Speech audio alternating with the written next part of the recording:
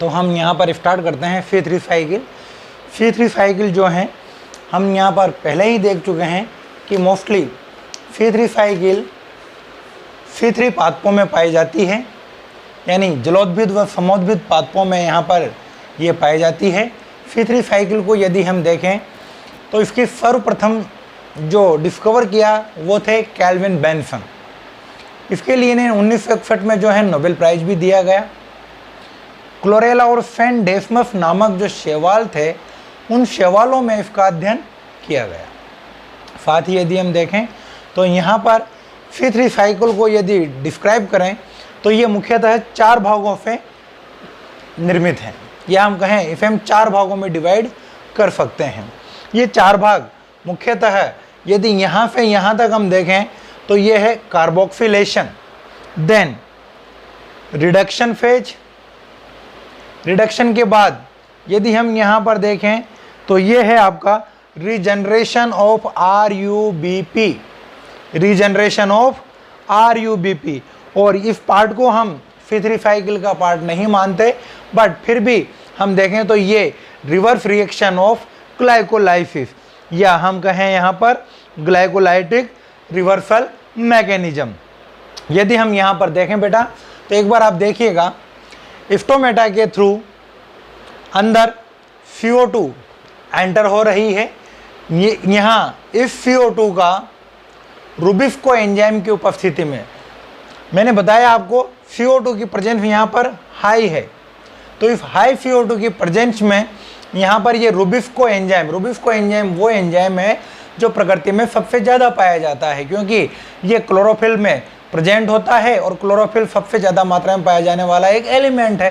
तो हम यहाँ पर कह सकते हैं कि रुबिस्को प्रोटीन नेचर का होता है और ये प्रकृति में पाया जाने वाला सबसे वृद्धतम और वृहद मात्रा में पाया जाने वाला प्रोटीन है। तो यहाँ पर CO2 की एक मैकेनिज्म होती है जिसे हम कहते हैं कार्बोक्सिलेशन, अर्थात हम यहाँ पर कहें RUBP ये एक 5 कार्बन कंपाउंड है। इस 5 कार्बन कंपाउंड में एक कार्बन मॉलिक्यूल जुड़कर यहाँ पर PGA के मॉलिक्यूल बनाता है। हम जानते हैं PGA इज 3 कार्बन मॉलिक्यूल, तो यहाँ इसके 2 मॉलिक्यूल बनते हैं जो कि 3 कार्बन वाले होते हैं। यहाँ एक बात आपको समझना अनिवार्य है, जब RUBP यानी राइबोलोज बाइफॉस्फेट से CO2 मिलता है तो मिलने के तत्पश्चात एक अस्थायी उत्पाद बनता है जिसे हम यहाँ पर कीटो एसिड के रूप में जानते हैं। ये कीटो एसिड PGA में स्थायी उत्पाद के रूप में कन्वर्ट होता है। It is a first stable compound. पहला स्टेबल कंपाउंड RUBP से PGA में कन्वर्ट होने में लगभग 3 सेकंड का समय लगता है, क्योंकि ये स्टेबल कंपाउंड या स्थायी उत्पाद 3 कार्बन वाला है, अतः हम इसे C3 साइकिल के नाम से भी जानते हैं। या फिर हम कहें क्योंकि पहला स्थायी उत्पाद फास्फोग्लिसरिक एसिड है तो हम इसे यहाँ पर फास्फोग्लिसरिक चक्र के रूप में भी जानते हैं। अगर हम यहाँ से थोड़ा आगे बढ़ते हैं तो PGA, मैंने कहा RUBP से PGA के निर्माण की क्रिया पहला चरण है जिसे हम कह रहे हैं carboxylation with the help of Rubisco enzyme. हम कह रहे हैं ये सारी क्रिया कहाँ हो रही है? स्ट्रोमा वाले भाग में। यहाँ से ये 3-PGA जो है PGA फास्फोग्लिसरिक एसिड, जब फास्फोग्लिसरिक एसिड या हम कहें किन्हीं भी अम्लों का जब रिडक्शन होता है, अपचयन होता है, तो उस अपचयन के फलस्वरूप एल्डिहाइड का निर्माण होता है।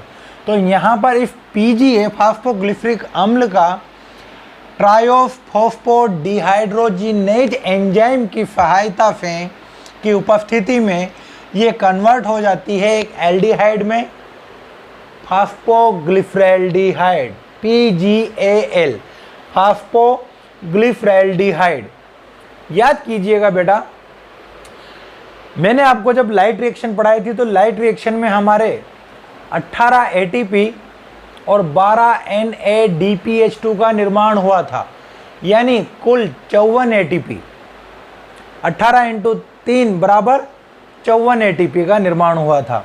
जबकि 18 ATP प्लस 36 ATP मिला करके हम यहाँ पर कह रहे हैं कितने ATP का निर्माण हुआ था, 54 ATP।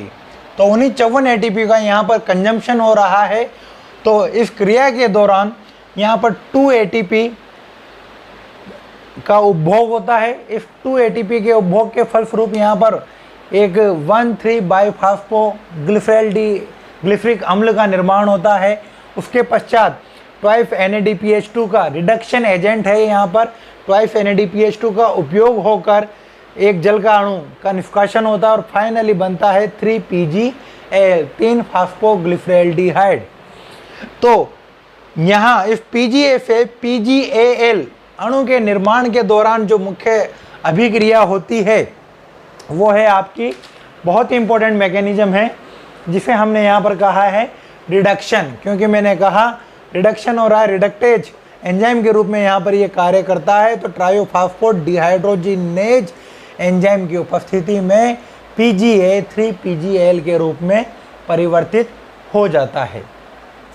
तीसरा चरण जो है उसे हम यहाँ पर कह सकते हैं ये 3 कार्बन वाला है और ये भी 3 कार्बन वाला है, परंतु उसके साथ ही साथ एक उत्पाद और बनता है जिसे हम कहते हैं DHAP। ये भी 3 कार्बन वाला प्रोडक्ट आपका बनता है। तो 3 + 3 = 6 तो यहाँ पर ये भी एक 3 कार्बन कंपाउंड है और ये भी 3 कार्बन कंपाउंड है। DHAP और 3PgAl ये इंटरकन्वर्जेबल होते हैं, जो कि आइसोमरेज या आइसोमर एंजाइम की उपस्थिति में एक दूसरे में परिवर्तित होते रहते हैं।